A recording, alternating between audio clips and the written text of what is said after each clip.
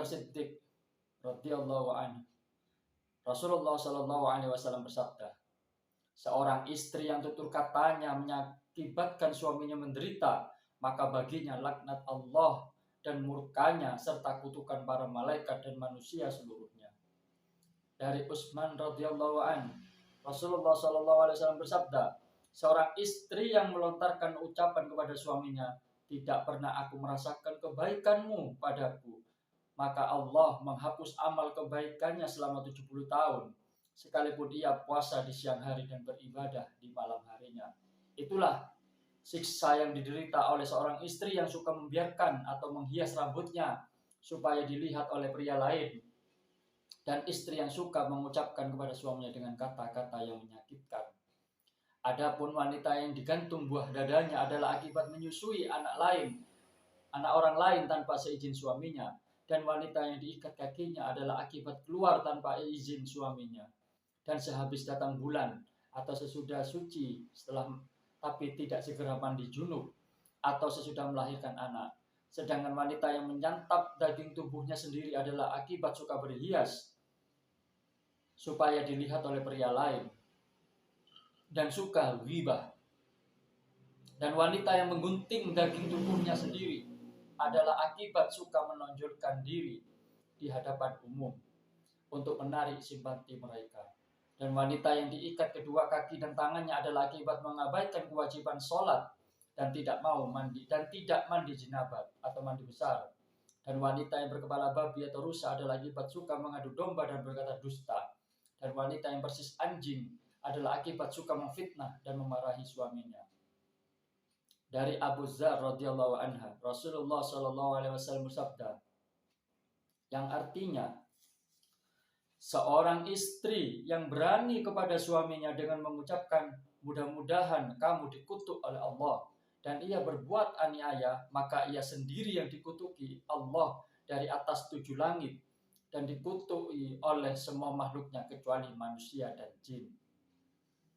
Dari Abdurrahman bin Auf, Rasulullah SAW bersabda, yang artinya, seorang istri yang memaksa suaminya menjadi sedih akibat urusan nafkah dan membebaninya di luar kemampuan suaminya, maka Allah Subhanahu wa Ta'ala tidak menerima kesetiaan dan keadilannya. Dari Abdullah bin Umar, Rasulullah SAW bersabda, yang artinya, seandainya seorang istri membawa emas, perak sepenuh isi bumi ke rumah suaminya, lalu pada suatu hari ia membanggakan harta tersebut dengan mengucapkan, siapa sih sebenarnya kamu itu? Semua harta ini kan aku yang punya, bukan pembawaanmu. Maka lenyaplah semua amalnya sekalipun banyak.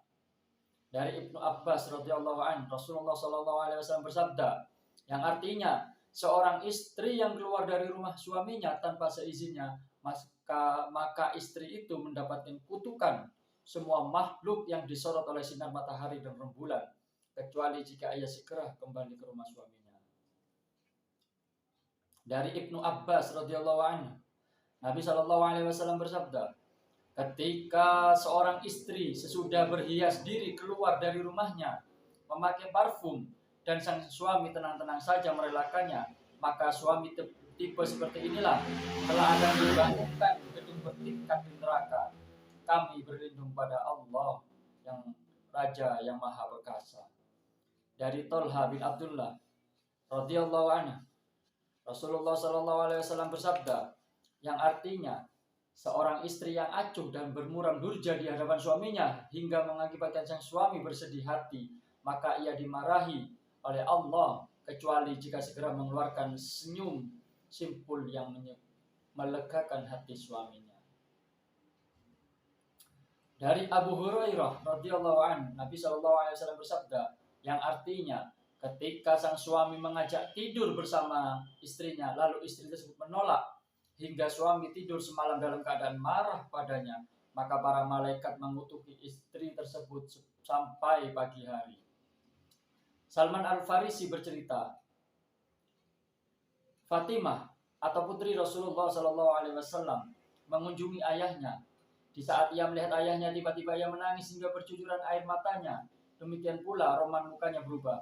Lalu Rasulullah SAW bertanya, apakah gerangan yang menimpa dirimu, hai putriku?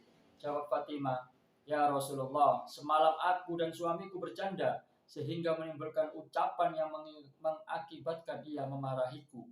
Akhirnya aku sangat menyesal dan sedih, dan kataku kepadanya, wahai kekasih dan kesayanganku, maafkanlah kesalahanku padamu. Dan hal itu kulakukan sambil mengitarinya sebanyak 70 kali sampai ia memaafkan dan tersenyum kepadaku.